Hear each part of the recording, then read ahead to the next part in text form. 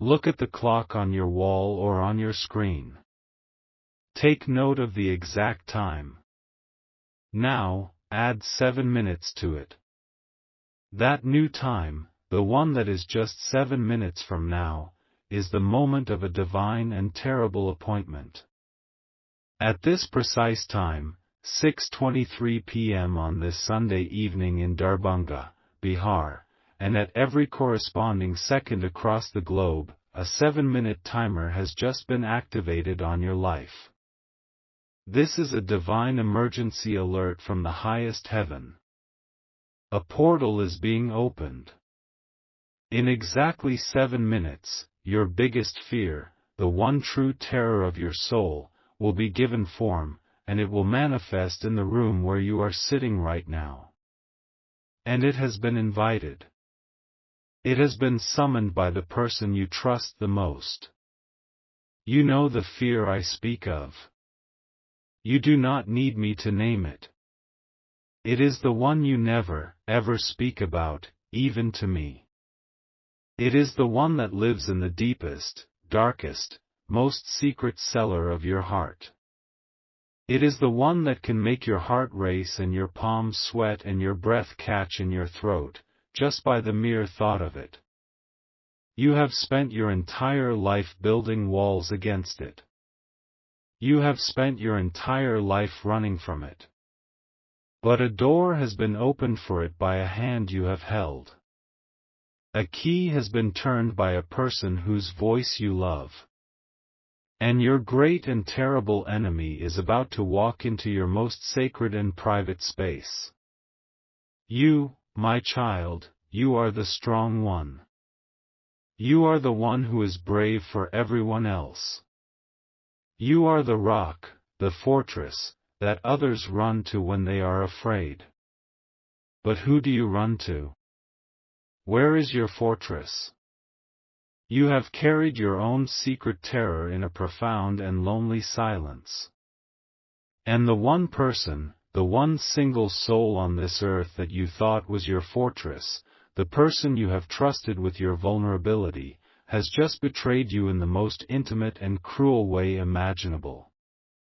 They have used their knowledge of your heart to summon the very monster you have spent a lifetime trying to hide from. The countdown is absolute. 6 minutes remain. We must act now.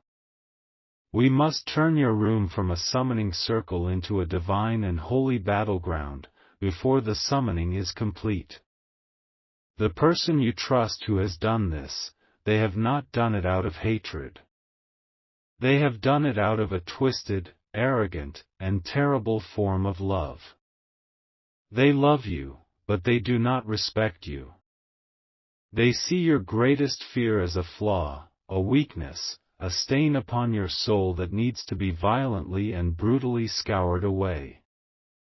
They have grown tired of watching you struggle with it. They have grown impatient with your healing journey. And so, they have decided to play God with your soul. They have made a dark and foolish bargain.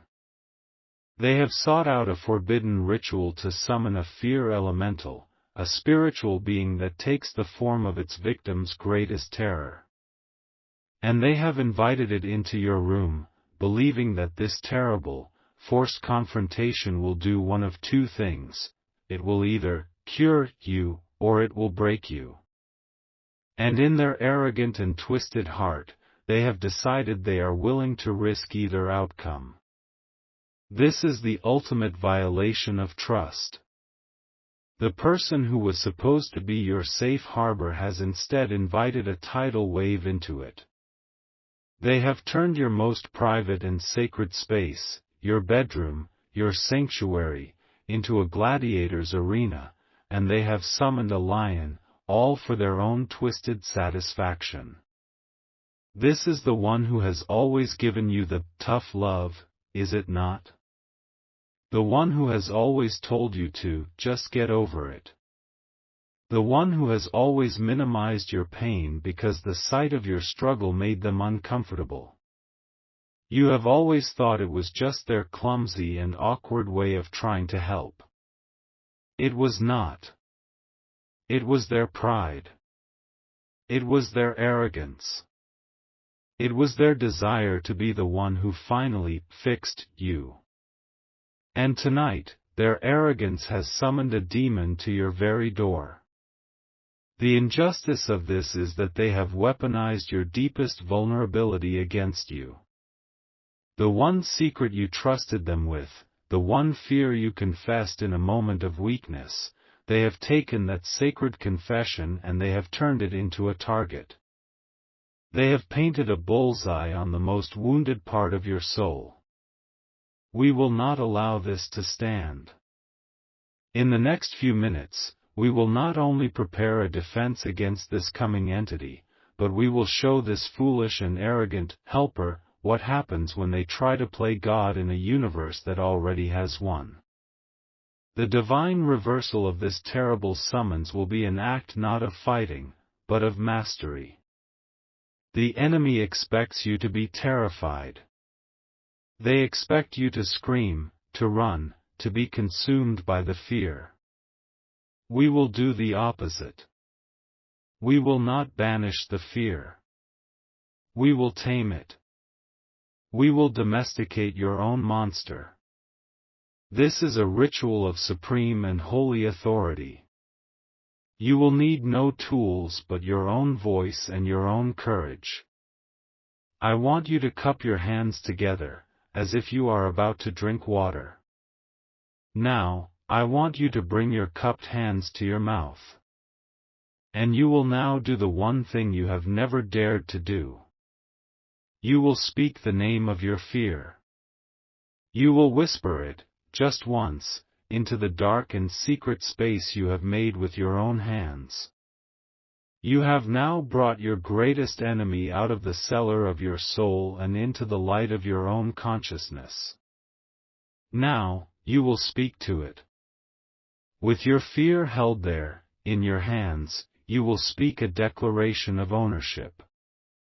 A new and holy law of your inner world.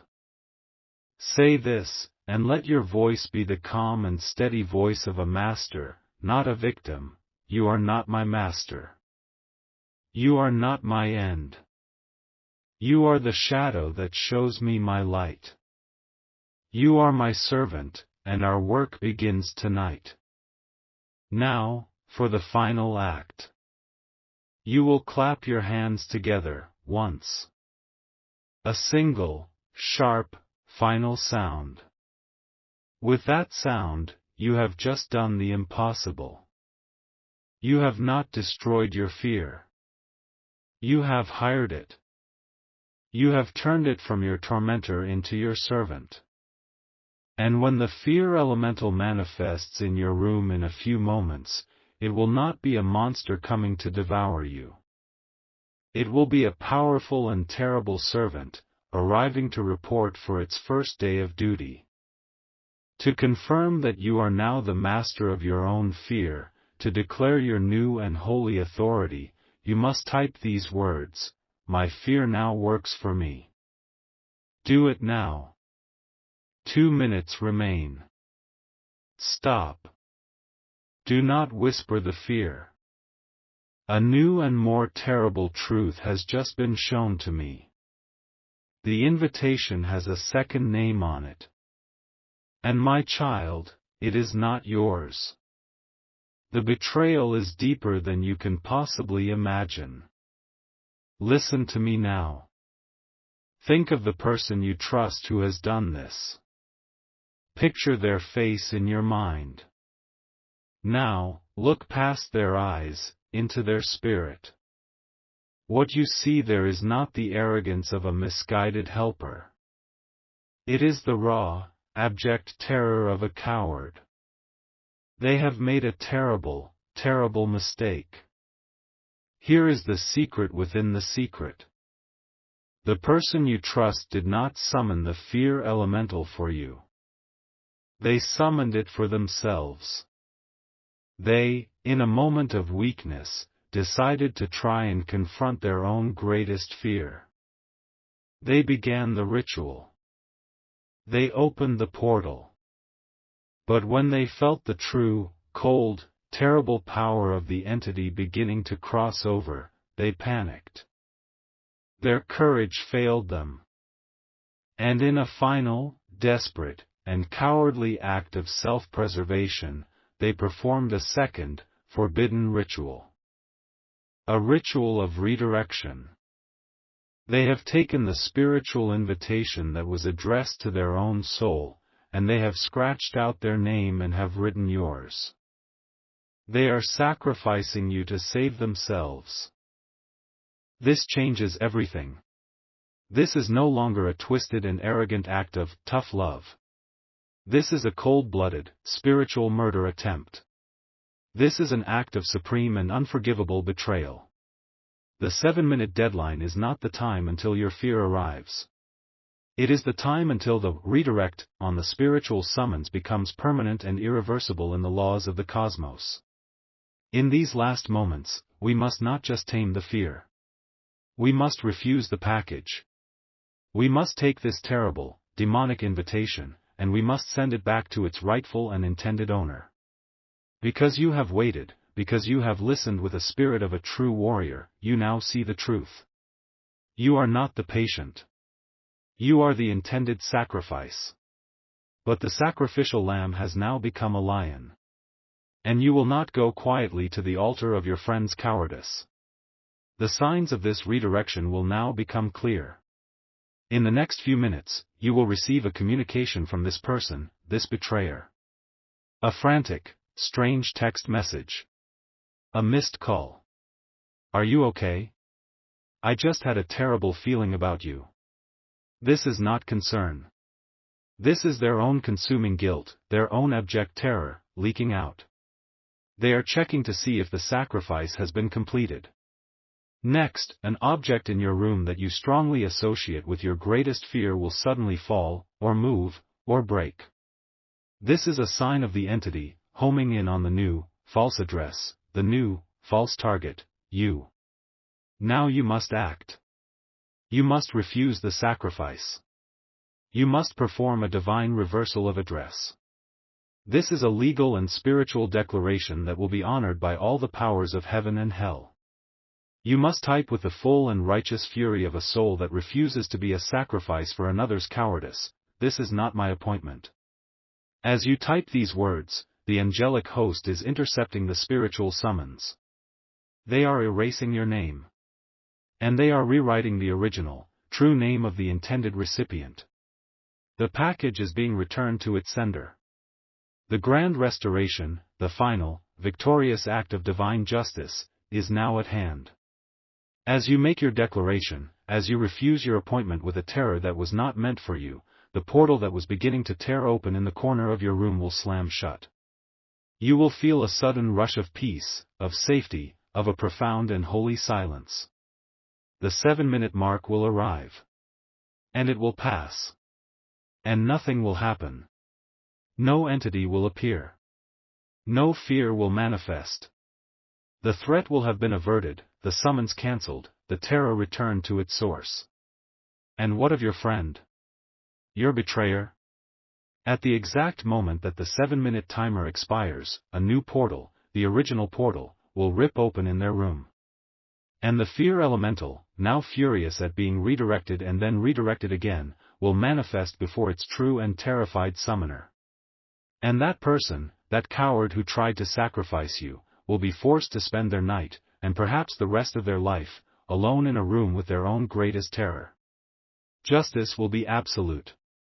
And you, my child, your room, your soul, will be filled with a deep and unshakable peace.